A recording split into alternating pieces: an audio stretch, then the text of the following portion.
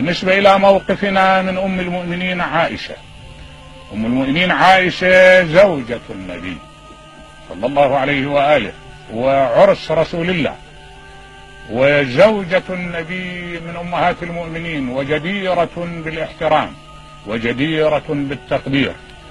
وقد افتات علينا البعض فزعم أننا نرمي أم المؤمنين بأنها ارتكبت البهتان، حاشا لله، ولا يقول ذلك منا أحد قط.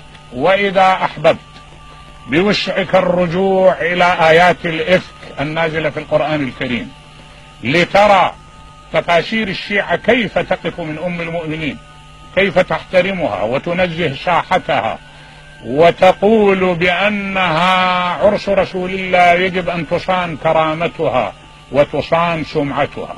وإمامنا الإمام علي يقول للنبي إن الله طهر نعلك فكيف لا يطهر عرضك.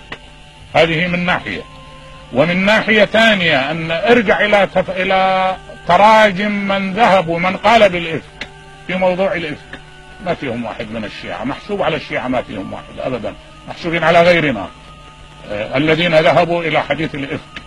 أما إحنا بالعكس، إحنا ننزه عرض رسول الله وننزه ساحة النبي، ونتبع في ذلك سيرة إمامنا أمير المؤمنين عندما وقف على رأسها وقال لها ما أنصفك الذين أخرجوك إذ صانوا حلائلهم وأبرزوك، وأفرد لها دارا في المعركة حتى تستكن بها، وأرسل إليها 20 خادمة فضلا عن الخادمة الواحدة لتتولى رعايتها.